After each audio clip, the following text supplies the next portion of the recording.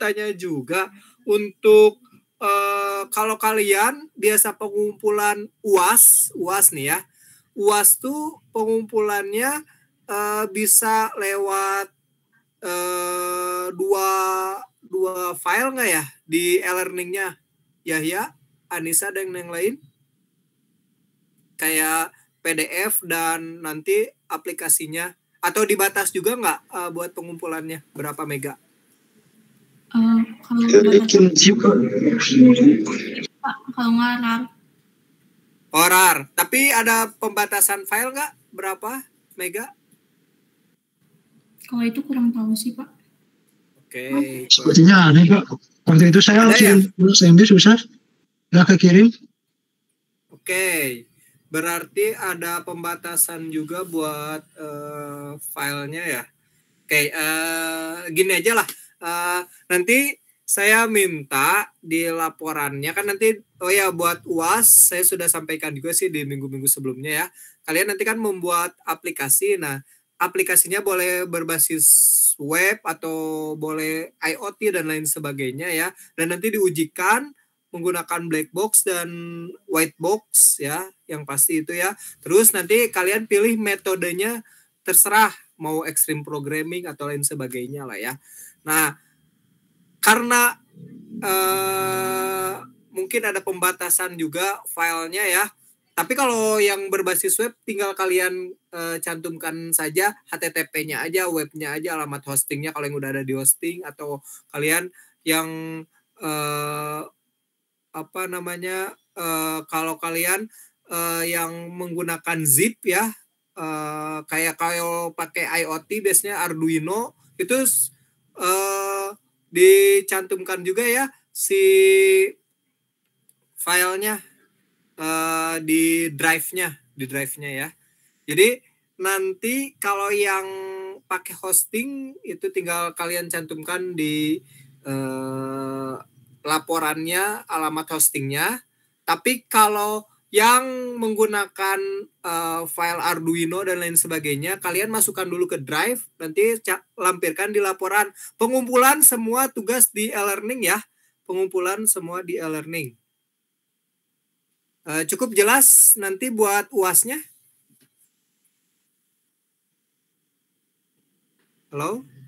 Izin Pak, berarti kalau yang web mungkin hanya linknya aja kali ya? Ya benar Ezra, jadi kalau yang web cukup linknya, tapi tempelnya di laporan ya, di PDF ya. Bapak minta berupa laporan, nanti linknya dicantumkan di PDF-nya. Oke. Baik Pak. Oke, dan nah ini poin pentingnya ya, poin pentingnya. Bapak harapkan untuk untuk nanti UAS ya, UAS nih. Kalau Bapak harapkan ini untuk presentasi beres sekarang atau minggu depan lah ya. Nah, jadi nanti ada pertemuan lagi untuk presentasi UAS kalian ya. Jadi nanti Bapak bagi ya. Takutnya kan nanti ada yang sama lah ya si aplikasinya. Kalau sama sih nggak jadi masalah, asal kan nggak mungkin sama semua ya. Nanti Bapak cek, nanti ada presentasi juga ya. Ada presentasi ya. Walaupun nanti pengujiannya belum, tapi dari segi aplikasi lah ya, dari segi aplikasi. Jadi mungkin nanti di pertemuan berikutnya mungkin untuk masuk ke Google Meet satu orang lah, atau mungkin nanti beberapa orang ya, nanti Bapak cek aplikasinya ya. Jadi Bapak sarankan dari sekarang kalian sudah membuat aplikasinya ya, jangan yang sederhana ya, usahakan kalau saya sarankan aplikasi yang untuk kalian untuk kalian nantinya dipakai buat skripsi lah. Jadi biar sudah mau skripsi sekarang kan ya sudah enak tuh ya, kalian udah bisa menggunakannya si aplikasi itu. Bapak jadwalkan untuk di pertemuan ke-13-14 lah ya. Kan sekarang pertemuan ke-11 ya, benar ya? Ya. Benar ya? Yahya dan yang lain. 11 ya. Berarti kalian masih ada waktu nih. 11, minggu depan 12 nih ya. Nah, 13 14 kalian udah mulai presentasi sama saya. Jadi beres nggak beres, kalian tetap presentasi ya. Pokoknya batas beresnya di UAS ya. Dari laporan, terus dari aplikasi, dan untuk presentasi kan di awal ya, di awal. Jadi kalian tuh tidak sembarangan membuat aplikasi ini. Syukur-syukur nanti dipakai buat skripsinya lah ya. Jadi kalian udah, oh ini nih aplikasi saya, jadi tinggal ngembangin sih dari aplikasi ininya. Kayak gitu. Jelas ya apa yang saya maksud? Ini sih sebenarnya kuliah saya tuh itu pengujian perangkat lunak. Jadi menguji perangkat lunak kalian. Nah itu sih. Ada yang mau bertanya terkait nanti UASnya? Ezra, yang lain, Anissa. Oke, gimana Bima? Izin bertanya Pak, untuk template laporannya disediakan sama Bapak atau sendiri? Bebas. Template laporan bebas. Yang penting, pokoknya nanti biasa ya, ada nama kalian. Itu udah bagus tuh kalau saya cek waktu UTS-nya. Jadi bebas, yang penting ada nama, ada kelas, tuh ya, ada logo STT Bandung di awal. Nah, paling nanti kan ada metode tuh, pengujian black box, white box ya. Bapak nilai ya, black box dan white box itu kalian nggak usah gimana ya, nggak usah detail, tapi kalian ada semua di situ lah ya, mencakup semua ya. Maksudnya detail kayak seperti si pengujiannya harus sampai banyak kayak gitulah ya. Nggak usah lah, cukup kalian 30 pengujian atau lihat saja di jurnal lah ya. Sudah banyak lah black box sama white box. Ya, oke, gimana Wildan? Izin bertanya Pak, kalau untuk nanti pertemuan 13 dan 14 itu harus sudah selesai dengan laporannya atau aplikasinya saja Pak? Untuk pertemuan 13-14 itu aplikasinya saja ya, laporan mah nanti aja pas UAS. Jadi nanti pas UAS kalian sudah tinggal mengumpulkan ya. Jadi kan emang jarak kayak kemarin, berkaca dari yang kemarin UTS kan kalian cuma dikasih waktu beberapa menit ya. Jadi pengumpulan sengaja sama saya udah konfirmasi juga sih ke bidang akademik.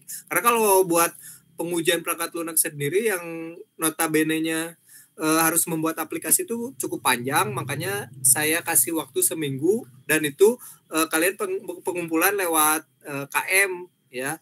Nah nanti kalau UAS, jadi kalian tinggal mengumpulkan laporannya saja ya, di si e-learningnya. Jadi kalau 2 jam kalian sudah nggak usah, kalian tinggal masukin saja si ininya tugas kalian buat UAS ya, seperti itu ya. Jelas ya, baik Pak, jelas Pak, terima kasih Pak. Oke, Pak, mohon maaf izin bertanya terkait mengenai dari tugas UAS ini Pak, boleh dibantu nanti Pak? Kan ada yang lain untuk masih kebingungan ya Pak, boleh bantu minta rinciannya seperti memang untuk seperti soalnya apa yang harus dibuat dan apa yang harus dilampirkan seperti itu Pak.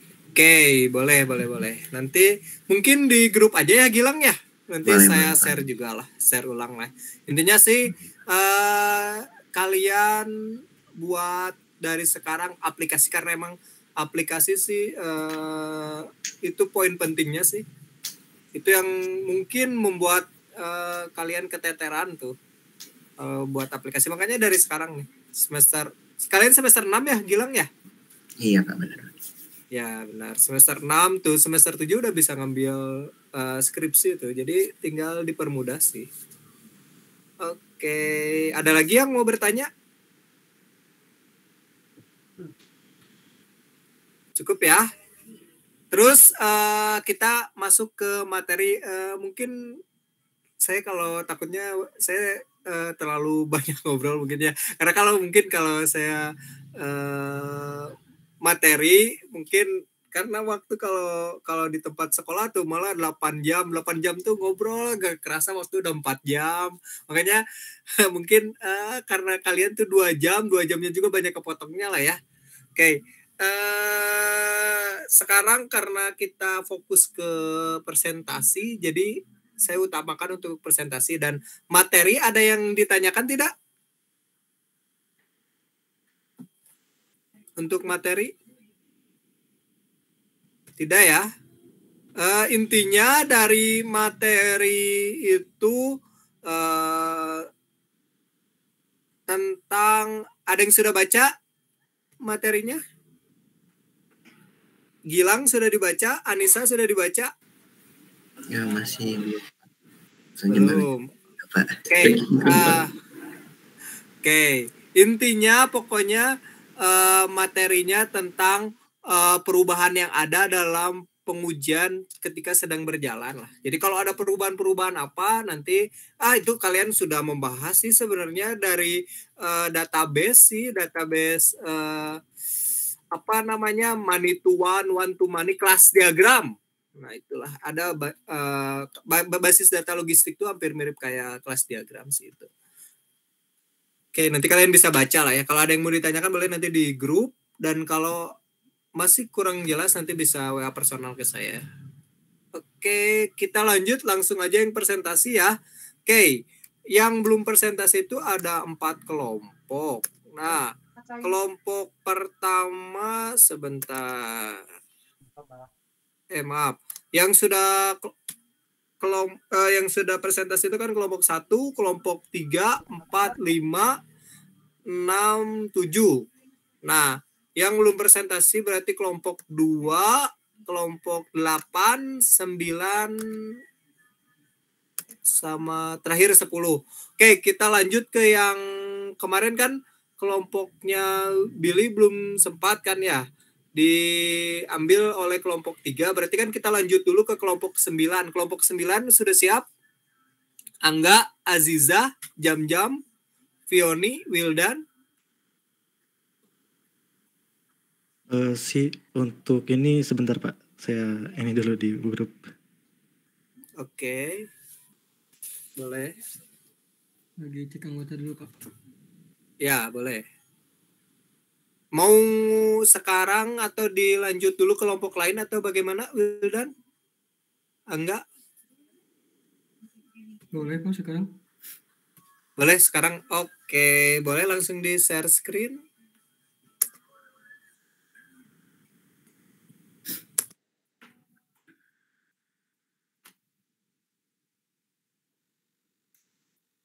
Baik Pak.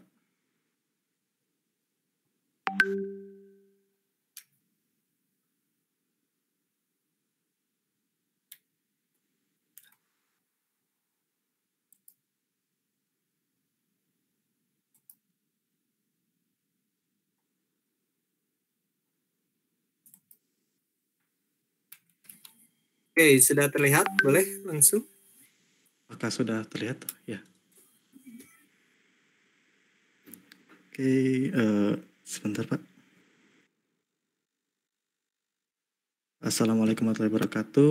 Kami dari kelompok 9 yang beranggotakan Angga Priyambudi, Azizah Kolbu, Jam-Jam Malik, dan Pioni Monika, dan saya sendiri Bilal Hakim mempresentasikan tentang pemeliharaan sistem perangkat lunak. Untuk yang pertama, pengertian pemeliharaan sistem perangkat lunak yang akan dibacakan oleh saya sendiri. Oke, di sini pengertian pemeliharaan sistem perangkat lunak. Di sini pengertian pemeliharaan lunak ini terdapat pemeliharaan sistem perangkat lunak adalah serangkaian tindakan yang dilakukan untuk memastikan bahwa perangkat lunak selalu berfungsi dengan baik dan memenuhi kebutuhan pengguna. Beberapa tindakan yang termasuk dalam pemeliharaan sistem perangkat lunak meliputi pembaruan, pembersihan, monitoring, backup, evaluasi performa, dan pemecahan masalah. Dan untuk pemeliharaan sistem perangkat lunak adalah suatu hal yang sangat penting untuk memastikan bahwa perangkat lunak selalu berfungsi dengan baik dan mematuhi kebutuhan pengguna. dilanjutkan oleh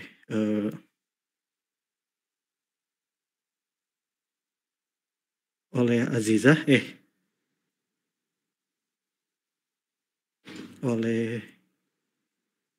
sebentar Pak, oleh Angga. Oke, baik, terima kasih Dan. Untuk selanjutnya ada jenis pemeliharaan sistem perangkat lunak. Yang pertama itu ada preventive maintenance, yaitu melakukan pemeliharaan secara teratur untuk mencegah kerusakan atau kegagalan sistem di masa depan. Kemudian yang kedua ada corrective maintenance, memperbaiki sistem ketika terjadi kerusakan atau masalah teknis. Lanjut ke yang terakhir ada adaptive maintenance, yaitu melakukan perubahan atau penyesuaian pada sistem untuk menyesuaikan dengan kebutuhan baru. Lanjut.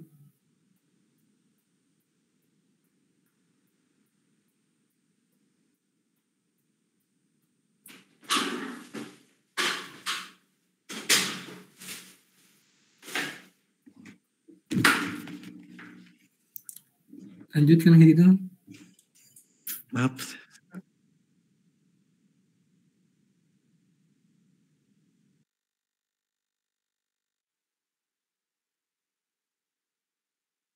Baik, selanjutnya untuk nomor 3 mungkin akan dibacakan oleh Azizah.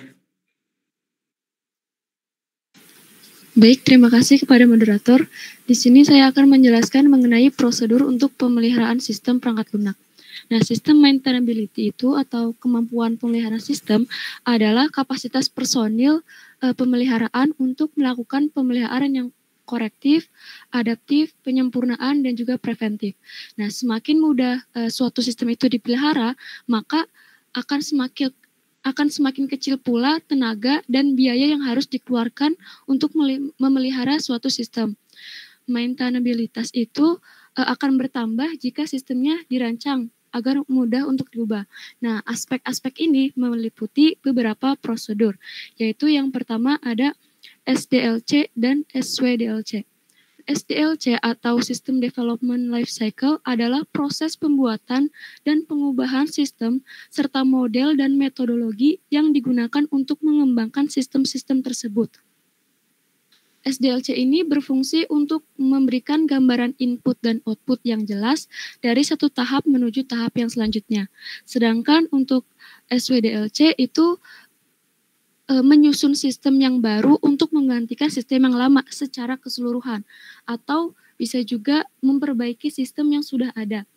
Nah, sistem yang lama itu perlu diperbaiki atau diganti disebabkan karena beberapa hal, yaitu adanya permasalahan-permasalahan yang timbul di sistem yang lama.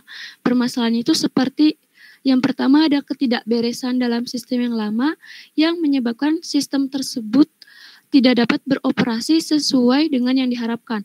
Atau yang kedua bisa juga dikarenakan pertumbuhan organisasi yang mana bisa menyebabkan harus disusunnya sistem yang baru. Kemudian yang kedua ada menspesifikasi definisi data standar. Jadi ini itu tren ke arah sistem manajemen database relasional yang mendasari dorongan ke normalisasi data dan juga definisi data standar. Prosedur yang ketiga ada bahasa pemrograman standar.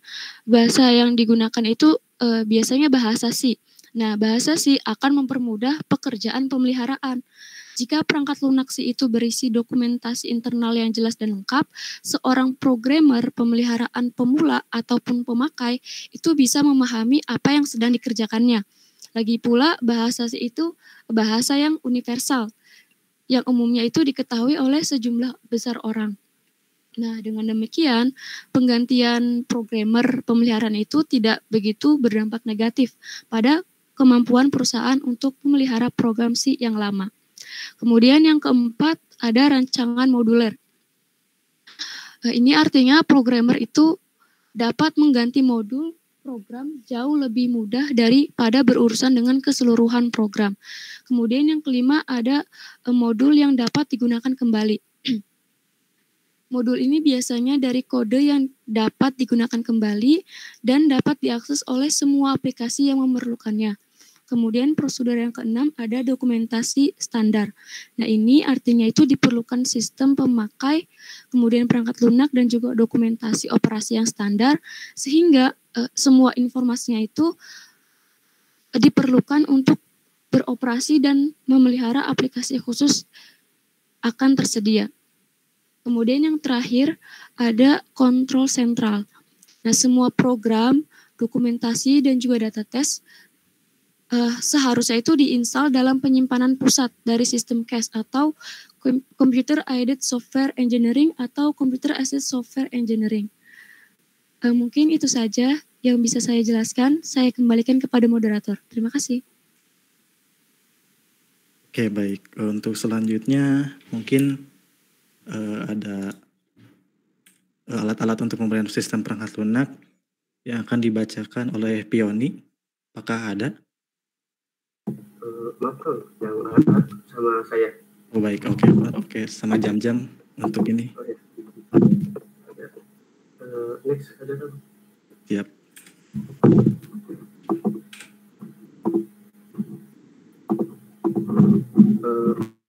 Untuk alat pemberian sistem perangkat lunak di sini kelompok kami menjabarkan lagi ke dalam 3 kelompok. Yang pertama software pemeliharaan, yang kedua perangkat keras, dan yang ketiga backup dan restorasi software. Untuk alat software pemeliharaan yang pertama ada IDE atau Integrated Development Environment, yang dimana IDE ini adalah sebuah perangkat lunak yang digunakan untuk membantu pengembangan dan pemeliharaan software. Yang kedua ada PCS atau Version Control System, digunakan untuk melacak perubahan pada kode sumber software. Kemudian yang ketiga ada Code Review Tools. Code Review Tools ini digunakan untuk melakukan mereview pada kode sumber software. Kemudian yang keempat ada Build Automation Tools, digunakan untuk mengotomasi proses pembangunan software. Yang kelima ada Bug Tracking Tools, yang digunakan untuk melacak bug dan masalah lainnya pada software. Yang keenam ada Performance Testing Tool, yang digunakan untuk menguji kinerja software. Yang ketujuh ada Monitoring Tools, digunakan untuk memantau kinerja dan kesehatan software saat bekerja di produksi. Kemudian selanjutnya alat untuk perangkat keras. Yang pertama ada multimeter, yang digunakan untuk mengukur tegangan, arus, dan resistansi pada komponen elektronik. Yang kedua, terdapat driver set atau set obeng, digunakan untuk membuka perangkat keras dan mengganti atau memperbaiki komponen. Yang ketiga, ada thermal paste, yang digunakan untuk memperbaiki masalah panas pada komponen perangkat keras seperti prosesor, CPU, dan chipset. Yang keempat, terdapat compressed air can, digunakan untuk membersihkan debu dan kotoran dari perangkat keras yang dapat menyebabkan masalah seperti overheating dan kinerja buruk. Yang kelima ada kabel tester, yang dimana digunakan untuk memeriksa apakah kabel yang digunakan dalam perangkat keras seperti kabel atau jaringan dan USB dapat bekerja dengan baik. Kemudian yang keenam ada power supply tester, digunakan untuk memeriksa apakah arus atau catur daya berfungsi dengan baik dan untuk memberikan listrik cukup untuk perangkat keras. Yang ketujuh ada diagnosis software, yang digunakan untuk memeriksa apakah perangkat keras dan memberikan laporan tentang perbaikan yang diperlukan. Kemudian yang kedelapan ada magnetic mat, yang berfungsi untuk menyimpan dan merorganisir skrup dan komponen kecil saat membongkar dan memperbaiki perangkat keras. Kemudian untuk alat pemeliharaan backup dan restore software. Yang pertama itu backup. Yang pertama untuk backup ada tape magnetik. Tape magnetik ini mirip dengan kaset audio atau kaset video karena penyimpanan dalam data pita magnet panjang yang berputar titik awal ke titik akhir. Kemudian ada hard disk. Keuntungan utama dari hard disk ini adalah untuk akses yang cepat, kapasitas yang beragam, dan kemudahan penggunaan. Kemudian ada optical disk. Optical disk ini adalah CD dan DVD yang dapat direkam adalah dua opsi dalam kategori ini. Namun dengan demikian, murahnya drive DVD dengan kapasitas yang cukup besar, pemilihan DVD sebagai media backup lebih menjanjikan dibandingkan CD. Kemudian yang keempat ada floppy disk. Floppy disk ini media pada masanya sudah memenuhi tuntunan penyimpanan data, namun sekarang tidak ada lagi alasan untuk menggunakan media ini, terutama untuk keperluan backup. Yang kelima ada solid state storage. Untuk solid state storage ini ada banyak yang termasuk dalam kelompok ini, antara lain flash memory, tab drive, komponen compact flash, memory stick, kartu digital, kartu multimedia, dan sebagainya. Kemudian untuk yang keenam, remote backup service. Media ini tidak berupa benda fisik yang nyata, namun berupa jasa. Biasanya media layanan ini merupakan perusahaan penyewaan ruang penyimpanan data di mana proses akses dan pengaturan backup data dilakukan melalui internet. Kemudian untuk restorasi. Untuk restorasi sendiri sudah terdapat dalam komputer biasanya. Dalam kasus ini terdapat dua kasus restorasi. Yang pertama, kasus recovery software aplikasi. Beberapa software aplikasi memiliki fitur repair dalam menu add atau remove program. Fitur ini dapat dimanfaatkan bila software terinstall sudah tidak fungsi dengan benar. Kemudian yang kedua, sistem operasi. Berbeda dengan recovery software, sistem operasi bersifat kompleks dan melibatkan sistem secara keseluruhan. Sistem restorasi adalah tools pada Windows XP yang berfungsi untuk menanggulangi kerusakan sistem operasi. Mungkin sekian, kembali kepada moderator. Oke, baik, terima kasih. Selanjutnya untuk kesimpulan mungkin akan dibacakan oleh Pioni. Apakah sudah siap? Iya, tes suaraku ada. Ada. Baik, untuk kesimpulannya, pemeliharaan sistem adalah proses penting untuk menjaga sistem agar tetap berfungsi dengan baik dan efisien. Prosedur untuk pemeliharaan sistem meliputi evaluasi kebutuhan pemeliharaan, penjadwalan, pengecekan sistem, perbaikan, dan penggantian komponen, dan pengujian ulang sistem. Alat untuk pemeliharaan sistem meliputi software pemeliharaan, perangkat keras, dan alat pemeliharaan. Terima kasih. Oke, baik, terima kasih. Mungkin sekian dari kelompok kami. Mohon maaf apabila ada salah kata atau kesalahan. Sebentar Wildan, jangan ditutup dulu. Ada yang bertanya atau tidak? Bagus, ada kesimpulannya bagus tadi. Ya. Ada yang mau ditanyakan? Apakah ada yang ingin bertanya? Kalau nggak ada nanti dari saya lah ya. Ini materinya bagus nih tentang pemeliharaan dan lain sebagainya lah. Tidak ada ya? Oke. Boleh dari saya aja lah ya, biar cepat juga waktunya lah ya. Coba lihat tentang slide pemeliharaan nih. Poin pentingnya sih di sini pemeliharaannya sih. Baik, Pak. Yang ini, Pak. Oke, awal. Nah, prosedur untuk pemeliharaan sistem perangkat lunak. Oke, lanjut coba. Tadi Bapak lihat ada yang preventive maintenance. Lanjut. Yang backup kalau nggak salah tadi. Backup. Ini yang jam-jam. Baik, di sini, Pak. Oke. Ini kan software pemeliharaan, perangkat keras, backup, dan restore software. Nah, ini bagus nih. Nih, sekarang kan sudah teknologi. Saya jelasin dikit dulu ya. Nanti baru masuk ke pertanyaan saya. Baik, Pak. gini, sekarang tuh eranya mungkin pemeliharaan sistem udah canggih lah ya, udah ada big data tuh. Ini udah big data tuh udah namanya data kita sudah bisa tersimpan dari jangka waktu yang 5 tahun sebelum, nanti bisa diprediksi ke 5 tahun selanjutnya ya. Jadi udah saking canggihnya lah sekarang lah. Apalagi sekarang teknologi yang namanya Google sudah tersaingi lah ya, kalian sudah tahu lah ya, udah tersaingi sama AI lah ya.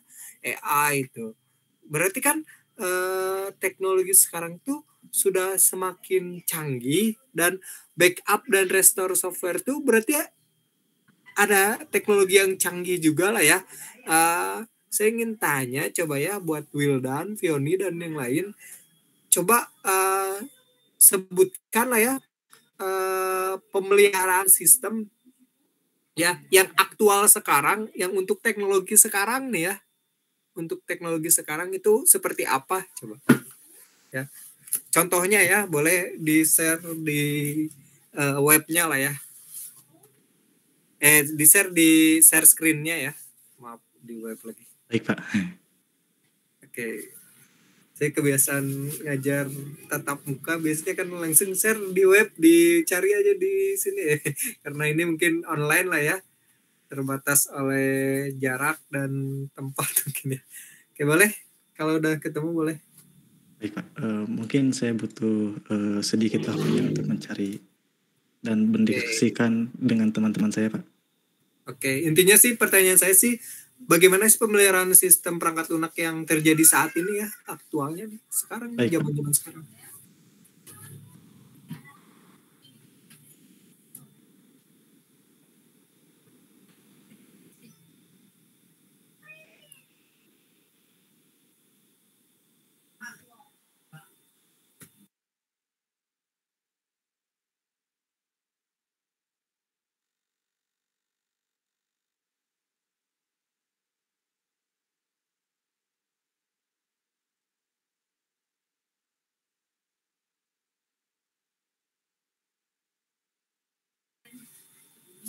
Oh iya, teknologi, saya sambung sedikit lah sembari Wildan sama Fioni dan yang lain mencari lah jam-jam ya.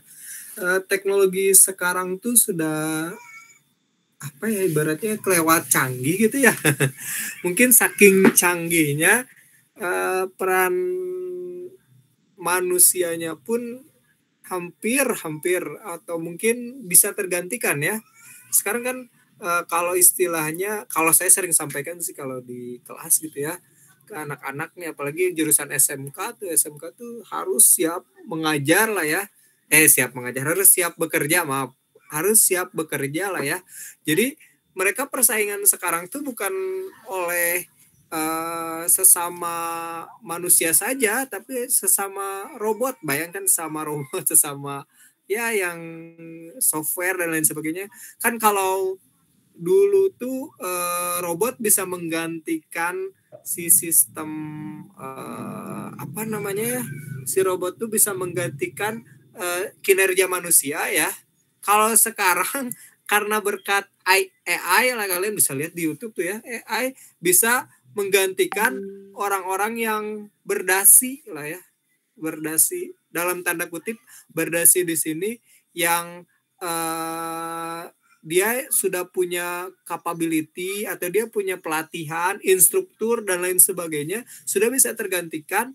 Kalau dulu kan trainer nih ya di perusahaan tuh kan harus memiliki pengalaman yang lebih, yang cukup, harus membaca apa. Kalau sekarang udah ada AI, sudah canggih lah. Apalagi sekarang udah eranya kayak AI itu sudah tidak asing lah. Kayak contohnya YouTuber nih lagi viral sekarang juga nih, mungkin YouTuber yang menggunakan AI. Jadi si AI ini bisa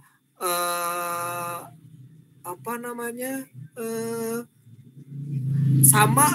sama dari mimik wajah, dari kata-kata, bahkan bisa meniru si suara. Makanya tidak salah sekarang kan WhatsApp lagi ramai lah ya, ada pembajakan, ada juga sekarang nih yang lagi saya ingin mungkin apa ya namanya sedikit aneh lah ya. Sekarang tuh dari suara kita harus mempunyai sandi, kayak contohnya itu lama itu di YouTube tuh. Kayak contohnya suara ibu kalian. Nah, ini kodenya apa nih? Kalau benar ini ibu kalian, mungkin babi hutan. Oh, ini benar nih kodenya ini nih. Nah, kayak gitu sampai sekarang, sampai dari segi suara, dari segi raut muka, bahkan sidik jari pun mungkin sekarang sedang dikembangkan ya. Makanya di balik itu, makanya perkembangan zaman tuh semakin kesini semakin tingkat dari security atau tingkat dari si virus dan lain sebagainya tuh rentan lah ya, rentan seperti itu. Terus dan kemarin juga saya ikut seminar tuh untuk metaverse tuh ya, yang saya sebutkan kemarin tuh ya, metaverse atau dari dunia yang tidak real atau tidak nyata, kan pengertiannya seperti itu ya, padahal luas lah ya metaverse itu. Cuman dapat diartikan kalau dari Google ya, metaverse itu dari sesuatu yang tidak real atau tidak nyata menjadi nyata ya, menjadi nyata dengan ya itu virtual reality ya atau VR. Nah, fungsi VR sekarang atau metaverse sendiri sudah banyak ditinggalkan. Sampai kalian bisa lihat lah Elon Musk ya sudah mengatakan sampai kayak gimana lah ya, sampai sempat booming lah, kalian bisa lihat lah di artikel lah ya. Sekarang sudah banyak ditinggalkan metaverse itu. Mungkin walaupun sekarang sudah ada simulasi, jadi metaverse itu sudah dalam artian digantikan dengan kata simulasi dan lain sebagainya lah ya. Nah ini kalau kemarin kan booming ya metaverse ya, AR, VR, augmented reality dan VR, virtual reality. Nah sekarang mungkin sudah tidak booming karena ya itu sendiri dari AI sendiri sih yang membuat itu. Oh ini jadi kesannya terbiasa, ini juga bisa oleh AI dan lain sebagainya lah. Makanya jangan salah sekarang kayak pekerjaan editor dan lain sebagainya bisa tergantikan oleh AI itu, saking canggihnya lah ya, itu teknologi. Makanya sekarang tuh kalian emang industrinya 5.0 harus ya bisa memakai si teknologi tersebut, harus bisa berdampingan. Oke, untuk informasi jelas UAS, tugas UAS ya maksudnya, sudah saya share ya di grup. Gilang ada kan ya di grup ya? Gilang? Sudah ada Pak. Sudah. Oke.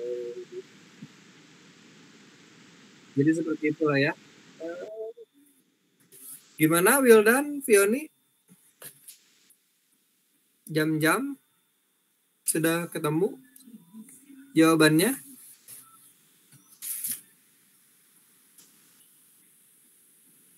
Belum kayaknya ya. Oke. Belum Pak, masih ini. Oke, boleh. Mungkin kalau berbicara sekarang teknologi yang sedang dikembangkan lah ya. Kayaknya yang akan nantinya berpotensi menjadi berkembang lebih banyak kayaknya deep learning. Kalian pernah tahu arti kata deep learning? Di sini ada yang tahu deep learning apa? Ada yang tahu? Bilang. Nih kalian bagus nih kalau nanti skripsi menggunakan ini nih. Nih deep learning. Ini menggunakan, ada yang tahu deep learning di sini? Mungkin apa Bu? Punten Pak, izin menjawab. Ya. Setahu saya deep learning itu adalah mesin learning yang belajar sendiri gitu Pak, berdasarkan inputan. Seperti itu bukan ya Pak? Yang benar. Benar, tepat sekali. Seperti itu. Jadi itu AI sih. Jadi mengajarkan komputer untuk memproses data dengan cara yang terinspirasi otak manusia. Jadi otak manusia sudah bisa ditransfer mungkin lah ya ke dalam sebuah mesin atau komputer. Makanya jangan salah, nanti perkembangan deep learning sekarang ya sudah jauh lah ya, perkembangannya sudah mungkin sekarang sudah tahap tinggal penyempurnaan atau bagaimana ya. Sebentar, coba saya searching lah ya. Kalau kemarin sih waktu kemarin deep learning itu masih awal, masih menemukan ya. Kayak contohnya sih deep learning tuh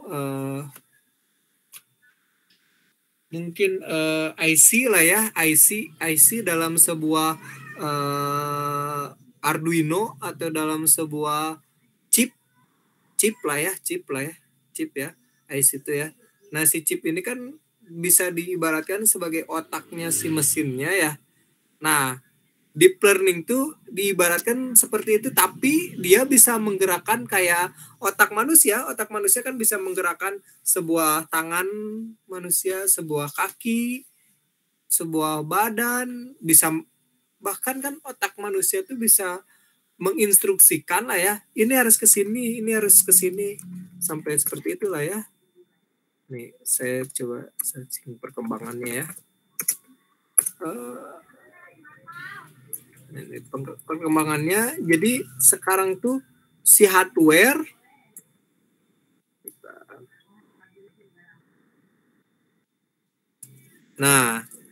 di sini ada perkembangan teknologi serta polemik ChatGPT dalam dunia pendidikan, perkembangan kecerdasan buatan AI, masa depan teknologi yang menjanjikan. Wah, ini udah banyak nih. Ini kalian bisa pakai lah ya. Ini ada deepfake AI tuh. Oke, banyak lah ya. Bahkan sekarang big data juga sudah dipakai buat bukan tahun kemarin lah ya. Tahun kemarin dipakai untuk survei lah ya. Survei capres, apalagi sekarang kan udah musim mau pemilihan capres ya 2024 ya. Seperti itu, deep learning, terus banyak lah ya yang sekarang machine learning, ada lagi terus banyak lah ya yang perkembangan AI. Awalnya sih dari situ sih perkembangan AI sendiri yang membuat ya mungkin kalau dikatakan dunia berguncang lah ya karena itulah. Karena emang semua lini berakibat fatal. Bisa jadi ya kayak sekarang nih pekerjaan tuh sudah larinya sudah ke arah yang sifatnya yang kalian bisa dilihat lah ke arah teknologi. Makanya kalian jangan salah, kalian baguslah masuk ke jurusan apalagi teknik informatika. Perkembangan zaman semakin kesini semakin berbeda lah ya. Oke, bagaimana Wildan? Mungkin saya ada kutipan sedikit dari website, dari Turing website. Mungkin saya akan share screen sebentar. Boleh.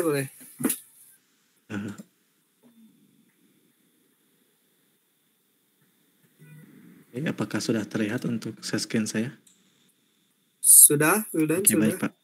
Jadi di sini ada beberapa pengujian. Boleh diperbesar Wildan? Boleh diperbesar Wildan? Sebentar. Kurang jelas. Sedikit lagi. Oke. Oke, jadi ada beberapa, di sini ada 10 populer software testing yang ditrend di tahun 2023. Yang pertama itu ada KeyOps. Jadi KeyOps itu seperti quality assurance yang berbasis ke DevOps based approach to achieve high quality software. Jadi di sini untuk mendapatkan perangkat lunak yang dengan dengan kualitas yang tinggi. Kemudian ada scriptless automatic testing. Di sini scriptless ini kurang lebih pengujian atau yang bisa diterjemahkan dengan pengujian otomatis tanpa menggunakan script. Jadi alat-alat yang ini untuk digunakannya seperti maksudnya untuk perangkat lunak ini untuk pengujiannya itu menggunakan fitur-fitur yang berbeda. Contohnya seperti fitur UI testing, end-to-end testing, atau yang lainnya. Kemudian ada big data testing. Kemudian di sini big data testing ini untuk menguji kualitas data, pengujian kinerjanya, dan juga untuk pengujian fungsionalitas dari data yang terstruktur dan maupun atau data yang tidak struktur. Nah, dalam big data ini mungkin pengujian dalam big data ini terdapat organisasi atau ya suatu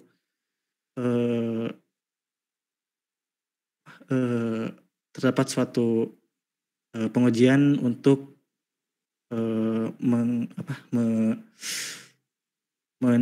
menguji performa dari data tersebut maupun dari kualitas dari data tersebut dan fungsi dari data tersebut apakah bisa digunakan dengan baik atau tidak.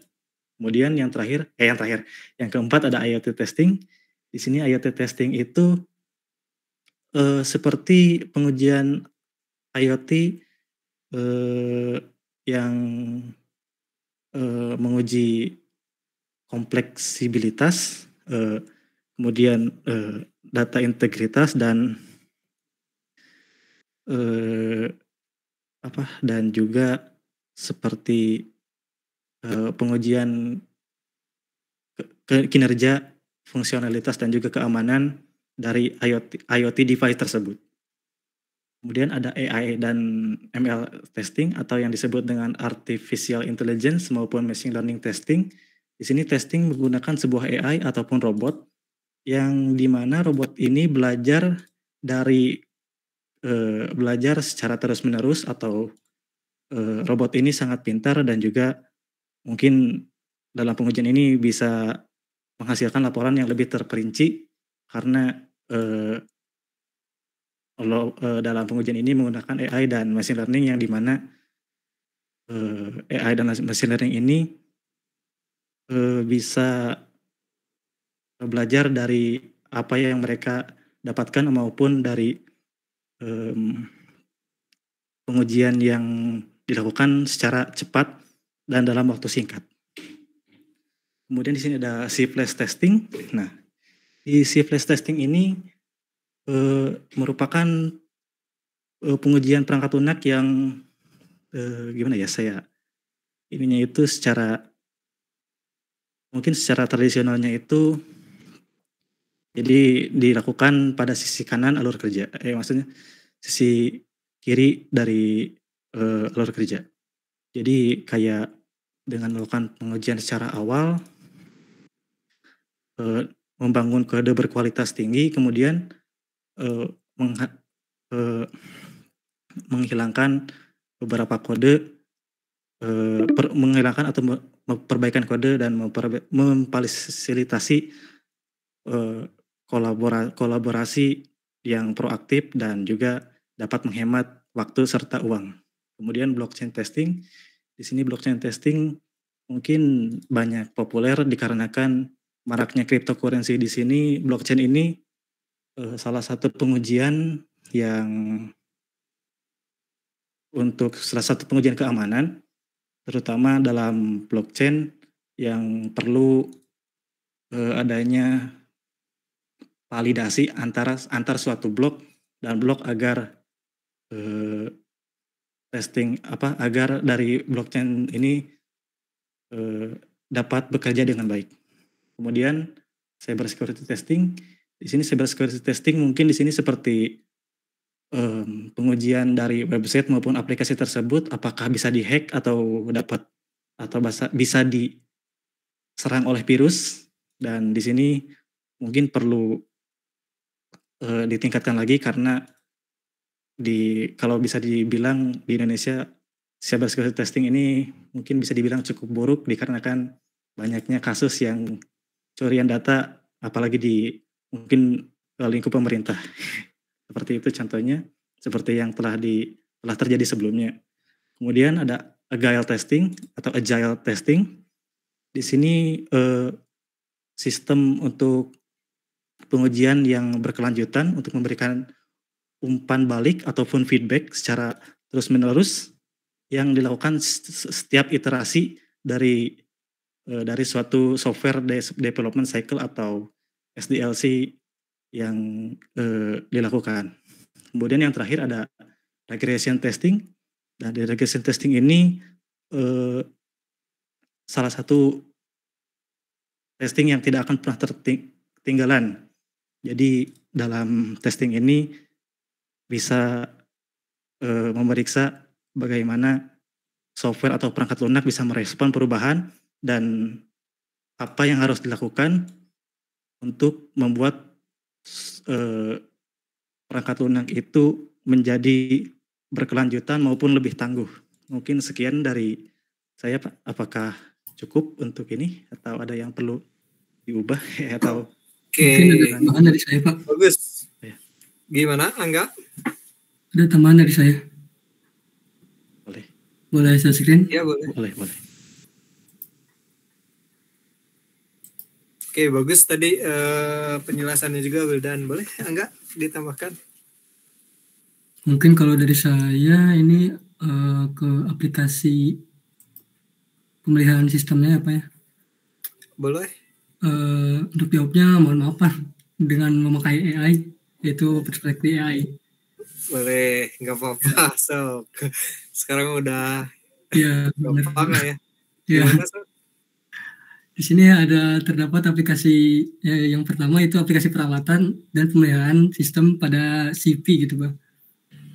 Kemudian yang kedua ada mode pemeliharaan pada aplikasi untuk mencegah pengguna menggunakan aplikasi saat proses pemeliharaan berlangsung. Kemudian ada sistem UNBK atau Ujian Nasional Berbasis Komputer yang memerlukan pemeliharaan sistem. Kemudian yang keempat, ini ada tata cara pemeliharaan sistem, aplikasi, dan website yang meliputi pemeliharaan korektif, adaptif, dan perspektif. Kemudian yang kelima, ini ada sistem pemeliharaan yang dapat dikontrol seperti pemeliharaan penggantian sistem komponen, pemeliharaan kontrol, dan pemeliharaan total dalam manajemen pemeliharaan.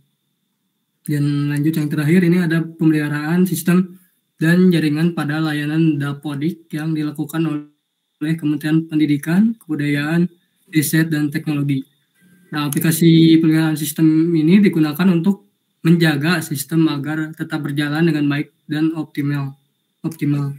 Aplikasi ini meliputi berbagai bidang seperti industri, teknologi, dan pendidikan. Aplikasi pemeliharaan sistem dapat berupa aplikasi perawatan dan pemeliharaan sistem, mode pemeliharaan pada aplikasi atau sistem pemeliharaan yang dapat dikontrol. Aplikasi ini bertujuan untuk memastikan sistem dapat berjalan dengan baik dan optimal, sehingga dapat memberikan manfaat yang maksimal bagi pengguna dan masyarakat secara umum. Demikian yang saya sampaikan. Terima kasih, Pak. Bagus. Bagus penjelasannya tadi pakai AI juga cukup melengkapi lah. Oke, seperti itulah ya. Jadi pemeliharaannya tuh bagus. Wildan, Angga tadi AI itu ya. Ada apa tadi agile testing, terus yang paling tadi ya Wildan menyebutkan itu tentang cyber security itu. Ini perkembangannya udah gimana ya, sekarang tuh ada bahkan menjadi lahan untuk usaha bagi yang suka tuh. Kalian menyerang sebuah situs perusahaan, nanti dari perusahaan itu apa kelemahannya, nanti dari kelemahan itu kalian kirim ke perusahaannya, nanti kalian dapat dibayar. Kalian bisa lihat di YouTube tuh. Ada yang menyerang sebuah situs web dari si perusahaan. Nah, nanti kelemahannya nanti sudah dicari, nanti dikirimkan ke perusahaannya, dan nanti bagaimana membangun itu, nanti dapat uang dari situ. Dan Itu ya satu cyber security. Nah, pemeliharaannya kalau dari cyber security tadi disebutkan juga oleh Wildan ya, pemeliharaannya mungkin dari virus nih. Karena ya virus sekarang tuh bukan hanya Trojan dan lain sebagainya lah ya. Kalau dulu kan kalau ada Trojan dan lain sebagainya tuh udah si laptop tuh sudah ngehang atau bagaimana. Kalau sekarang perkembangan virus tuh ya contohnya tadi cyber security tuh sudah bisa masuk dari segala sisi. Mungkin bisa jadi itu bisa masuk dari bahkan WhatsApp tuh ya. WhatsApp yang terenskripsi itu bisa masuk. Itu kan kejadian kan ya kemarin ya. Apalagi yang kemarin tuh yang lagi ramai tuh BSI, sekelas bank BSI, karena mungkin BSI sedang musim-musim haji lah ya, musim-musim haji, jadi nah tingkat security-nya tuh bisa kebobol kan ya, seperti itu ya Wildan ya, Angga ya. Iya Pak, ya BSI itu contohnya. Ada lagi sekarang nih. Itu satu ya cyber security ya. Yang kedua nih pemeliharaan tentang kabel fiber optik. Coba nih. Ini Bapak ngejelasin dua ya. Bagus tadi Angga sama Wildan, saya tambahkan sedikit ya. Fiber optik kalau kalian tahu lah ya. Fiber optik tuh ya. Itu kabel cahaya lah ya. Nah, kalau kalian cek di Batam kalian bisa searching lah di Google ya.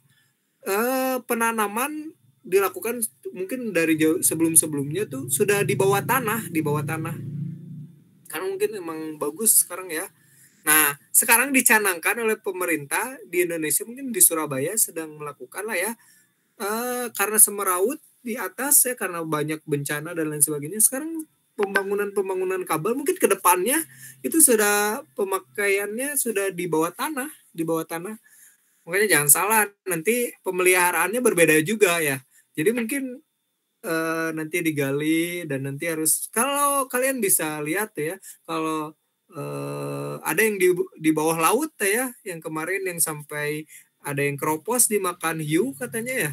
Nah itu kan ada sekarang perusahaan untuk pemeliharaannya, mereka berani kalian bisa searching ya di YouTube ya, itu bisa si karyawannya bisa menyelam dan memakai alat yang canggih untuk menyambungkan kembali yang putus itu dalam waktu tidak lama. Kalau zaman dulu kan harus diangkut dulu, harus diganti baru dan lain sebagainya. Itu berat kabel fiber optik di bawah laut tuh. Dan sekarang kan penanaman kabel tuh akan dilakukan di bawah tanah. Di bawah tanah tuh makanya pasti ada mungkin dari rayap tapi dan lain sebagainya. Ya, kayak itu. Makanya sekarang pemeliharaan tuh sedang diusungkan lah ya, bagaimana kabel ini kuat, tahan lama dan bisa untuk tidak rentang dengan kondisi-kondisi tertentu. Mohon maaf waktunya. Gini. Sudah mau berakhir ya. Oke, Gilang dilanjut ke yang selanjutnya ya. Boleh ditutup dulu Wildan, Angga? Habis Pak. Dan yang lain.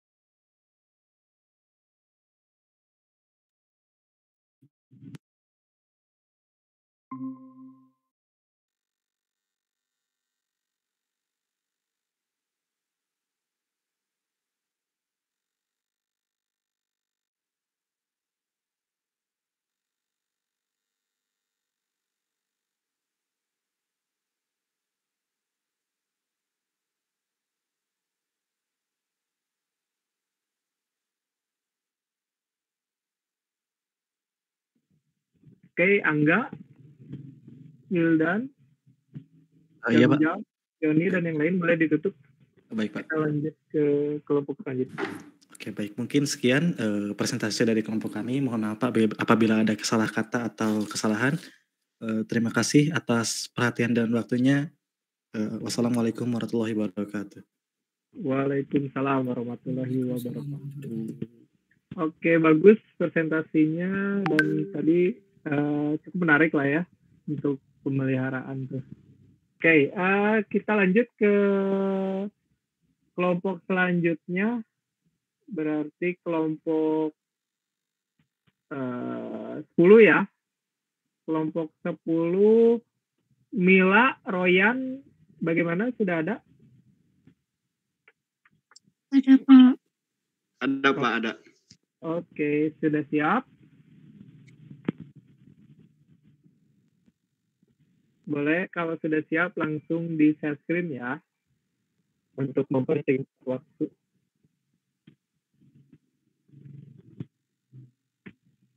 Oke, kayaknya untuk sekarang cukup 2 kelompok aja lah ya.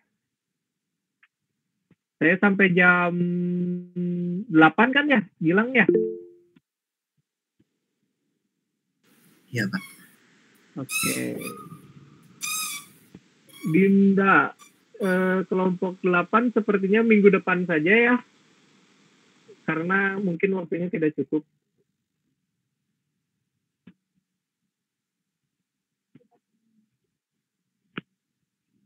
Oke, kelompok 9 boleh kelompok 10 maaf, boleh langsung Ezra.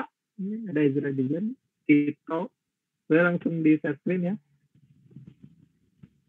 Baik, Materinya bagus juga ini tentang pemeliharaan.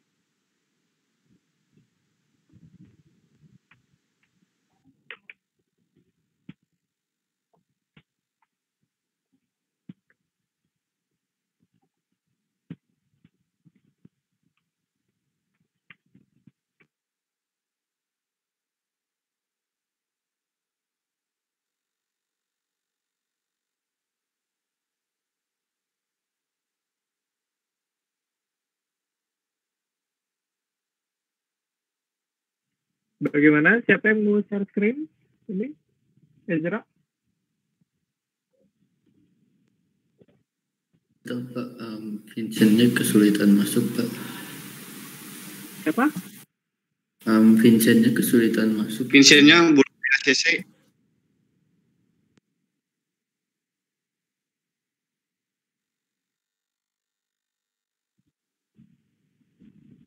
Oh, belum di escape. Coba bilang, ada yang belum di escape katanya. Tadi ada yang ketolak Pak. Yang tadi udah dicek, boleh masuk lagi gitu.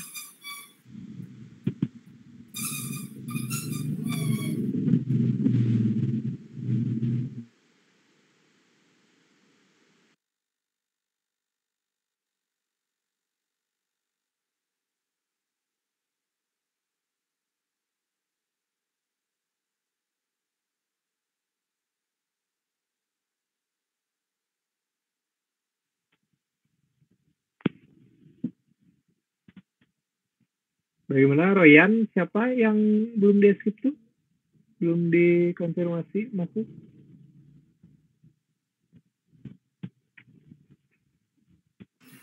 Assalamualaikum Ezra, Pak. Siapa? Udah Pak, saya Ya. saya Pak. Oke, boleh langsung share screen ya. Ya Pak, izin share screen Pak. Oke, bagus nih Mas. Tentang kalian tuh tentang perubahan manajemen juga ya, mengembangkan perubahan sistem manajemen sama mengatur pemeliharaan sistem ya. Bagus nih, kelompok 9 dan 10 tuh sebenarnya saling berkaitan. Kenapa saya dipisah? Karena supaya kalian biasanya kalau udah libur atau udah lewat 1 minggu sudah lupa materinya. Makanya diingatkan kembali. Jadi di kelompok 9 udah dibahas. Tadinya kan 1 minggu ini kelompok 9, 1 minggu depan kelompok 10. Tapi karena ini berhubung bareng, jadi bisa lebih kalau dalam istilah bahasa Sundanya nerap lah ya. Oke, boleh Pak langsung di. Baik Pak, Assalamualaikum. Kami dari kelompok 10 ingin membahas tentang mengatur pemeliharaan sistem dan mengembangkan perubahan sistem manajemen yang disusun oleh Ezra, Mila, Royan, Tito, dan saya sendiri, Vincent.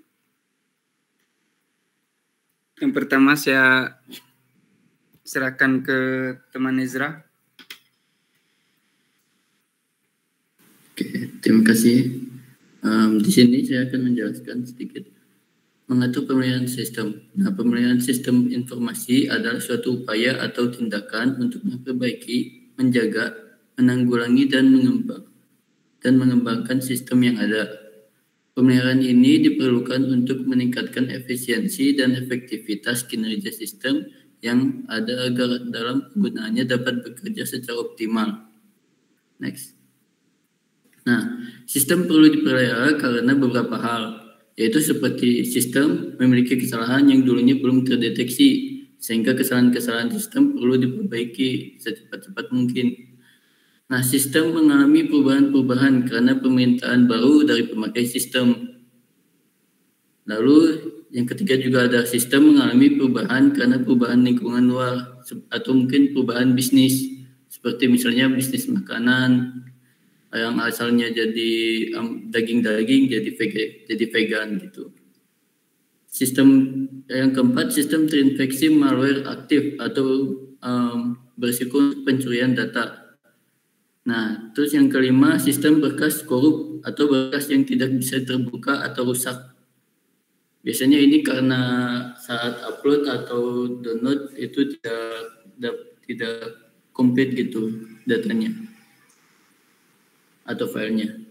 Nah, kemudian perangkat keras melemah, seperti misalnya servernya itu melemah. Next. Nah, ada hal-hal dalam pemeliharaan sistem. Nah, beberapa hal itu meliputi sistem backup. Yang pertama, sistem backup, jadi membuat salinan atau copy untuk data-data penting perusahaan yang ada pada komputer asal maupun server ke dalam backup storage atau external disk atau bisa dibilang ya hard disk. Kemudian sistem optimization melakukan defragmentasi data dan membuang sampah-sampah yang ada pada komputer serta memperbaiki kesalahan setting sehingga komputer dapat berjalan normal. Next. Yang ketiga ada sistem reboot, membangun dan menata ulang kembali sistem yang rusak oleh faktor yang tidak disengaja agar sistem dapat bekerja secara normal kembali. Nah, terus ada juga sistem upgrade, menambah fungsi, memperbarui sistem yang ada sesuai dengan kebutuhan pelanggan, serta melakukan testing stabilitas untuk hardware dan software yang dipakainya. Nah, kemudian yang kelima, training dan pelatihan. Jadi seperti memberikan pengarahan dan konsultasi kepada operator komputer atau yang mengoperasikannya sehingga operator dapat mengoperasikan komputer sesuai dengan prosedur pengoperasian komputer yang baik dan benar. Kemudian update antivirus dan pembersihan virus. Melakukan update definition file antivirus sehingga antivirus yang ada dapat memproteksi komputer dan sangat virus baik virus lama maupun virus baru. Dan juga melakukan scanning virus serta membersihkan komputer dari virus. Lalu ada sistem security, itu pemasangan firewall dan sistem autentikasi untuk pengamanan sistem data dan data penting perusahaan dari orang luar yang tidak berkepentingan. Berikutnya saya serahkan kembali kepada moderator. Baik, selanjutnya silakan teman Royan untuk menjelaskan. Baik, di sini ketiga jenis pemeliharaan sistem. Yang pertama, pemeliharaan korektif, membuat perubahan pada sistem informasi untuk memperbaiki kesalahan yang terjadi pada saat desain, coding, atau implementasi. Yang kedua, pemeliharaan adaptif, pengubahan sistem ini untuk mengembangkan fungsionalitasnya agar dapat mengakomodasi perubahan kebutuhan bisnis atau untuk migrasi ke lingkungan operasi yang berbeda. Next. Yang ketiga, pemeliharaan perspektif. Pengembangan ini untuk meningkatkan kinerja proses atau kegunaan antarmuka atau penambahan fitur sistem yang sebenarnya tidak terlalu diperlukan. Terus yang keempat, pemeliharaan preventif. Pengembangan sistem ini untuk memperkecil peluang terjadinya kesalahan di masa yang akan datang. Next. Nah, di sini yang keempat, prosedur-prosedur pemeliharaan sistem. Kemampuan pemeliharaan sistem ini adalah kapasitas personil pemeliharaan untuk melakukan pemeliharaan korektif, adaptif, penyempurnaan, atau preventif. Semakin mudah suatu sistem dipelihara, semakin kecil pula tenaga dan biaya yang harus dikeluarkan untuk memelihara sistem. Maintainability sistem bertambah jika sistemnya dirancang agar mudah dirubah. Sekian dari saya. Baik, selanjutnya akan dijelaskan oleh Mila. Baik, terima kasih Kak. Mohon maaf, apakah suaranya sudah terdengar dengan jelas? Iya, Mila, sudah. Berikutnya ada aspek yang meliputi prosedur-prosedur untuk pemeliharaan sistem. Yang pertama ada System Development Life Cycle atau SDLC dan Software Development Life Cycle atau SWDLC. Aplikasi yang profesional dalam SDLC dan SWDLC serta teknik maupun perangkat modeling yang baik akan mendukung keseluruhan sistem untuk meningkatkan maintainability sistem. Yang kedua ada definisi data standar. Tren ke arah sistem manajemen database relasional mendasari dorongan ke normalisasi data dan definisi data standar. Next. Yang ketiga ada bahasa pemrograman standar. Pengguna bahasa pemrograman standar misalnya yaitu Visual Basic atau C atau untuk Java. Yang keempat, rancangan modular programmer di mana dapat mengganti modul jauh lebih mudah daripada jika ia berurusan dengan keseluruhan program. Next. 5. Modul yang dapat digunakan kembali. Modul biasa dari kode yang dapat digunakan kembali dapat diakses oleh semua aplikasi yang memerlukannya. 6. Dokumentasi standar. Diperlukan sistem pemakai perangkat lunak dan dokumentasi operasi yang standar sehingga semua informasi yang diperlukan untuk beroperasi dan pemeliharaan aplikasi khusus akan tersedia. 7. Kontrol sentral. Semua program, dokumentasi, dan data test seharusnya diinstal dalam penyimpanan pusat dari sistem cache, komputer aided software engineering, atau komputer assisted software engineering. Next. Yang kelima, alat-alat. Selanjutnya akan dijelaskan oleh rekan saya, Kak. Saya kembalikan kepada moderator. Ya, untuk Tito silakan melanjutkan.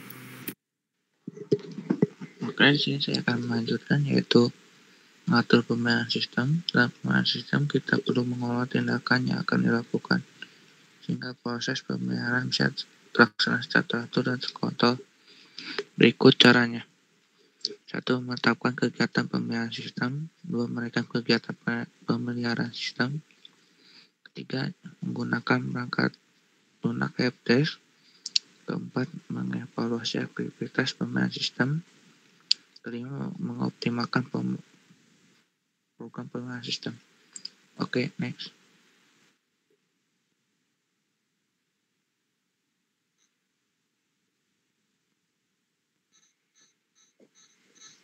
Tujuh, langkah-langkah pemeliharaan sistem.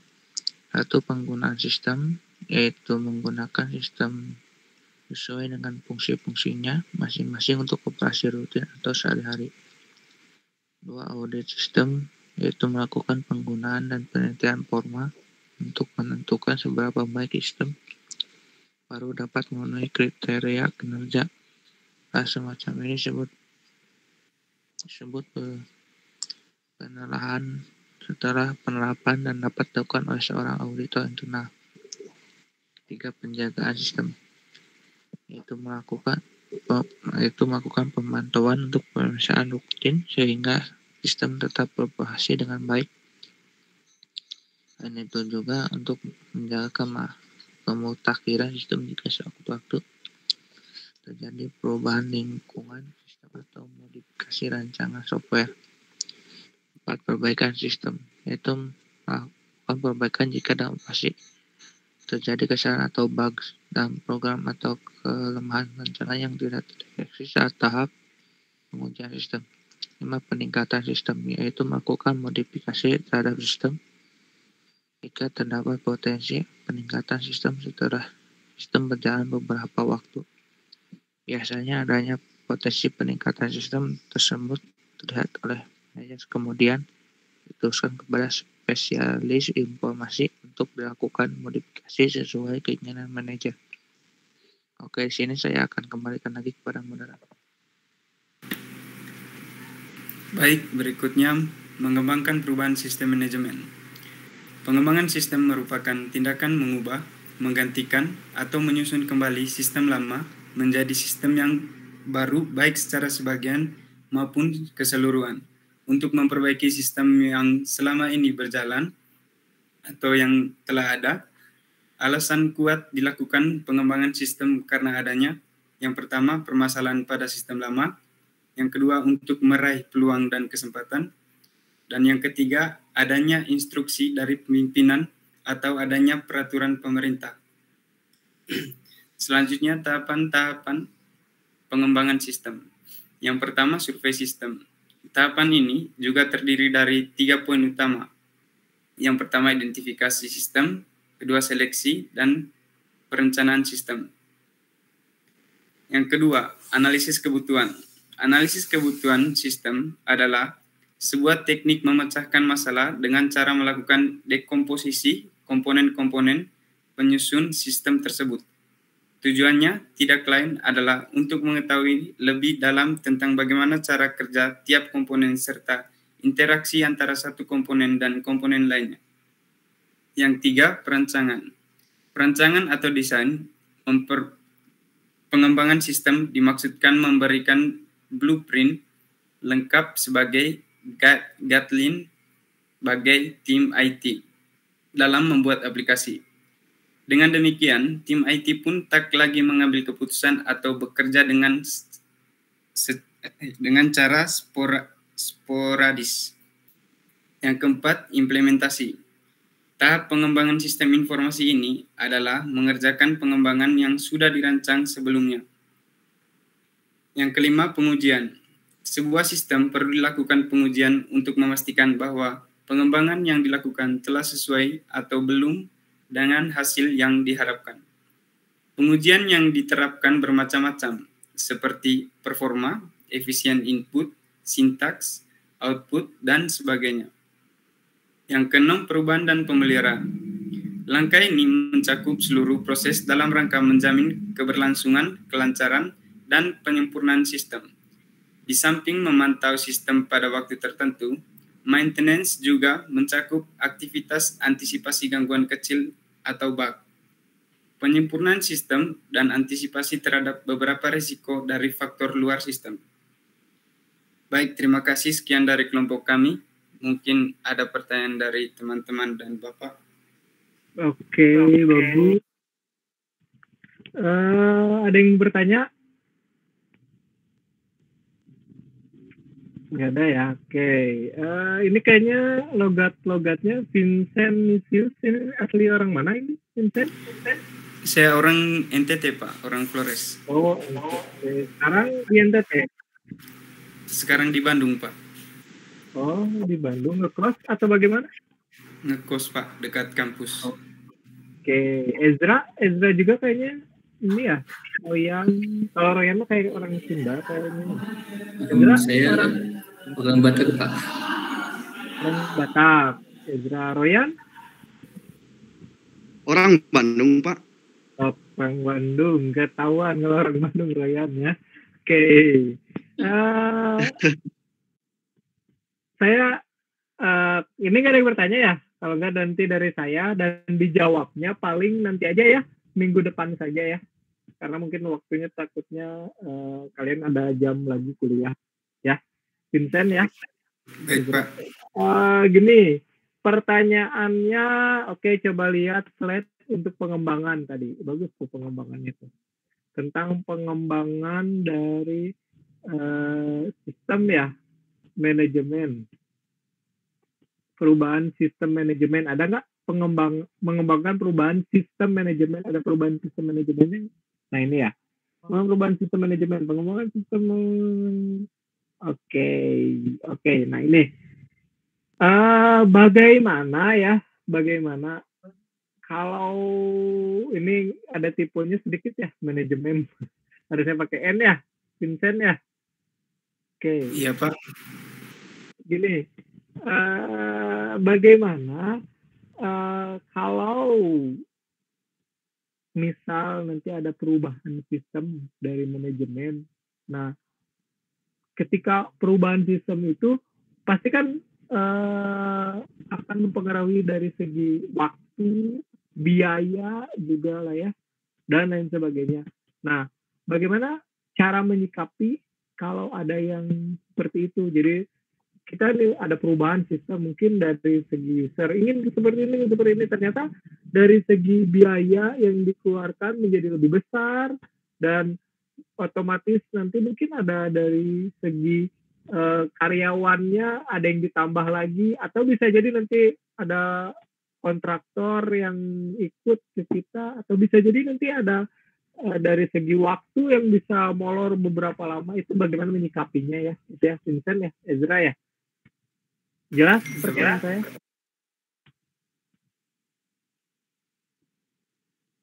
Vincent, jelas pertanyaan saya? Iya Pak. Ya Pak. Oke, dijawabnya nanti saja. Oke, boleh langsung ditutup, Vincent, Ezra.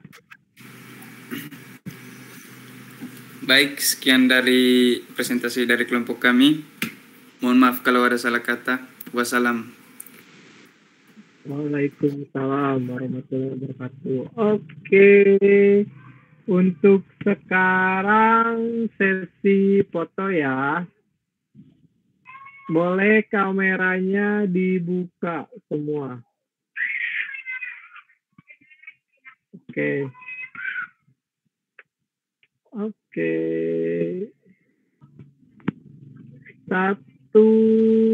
2, 3. Oke, sekali lagi boleh pakai gaya 1, 2, 3. Oke. Terima kasih ya semuanya ya. Jangan lupa dipersiapkan untuk UAS-nya dan jaga kesehatannya selalu ya. Assalamualaikum warahmatullahi wabarakatuh. Waalaikumsalam warahmatullahi wabarakatuh. Makasih Pak. Terima kasih Pak. Terima kasih banyak. Terima kasih Bapak.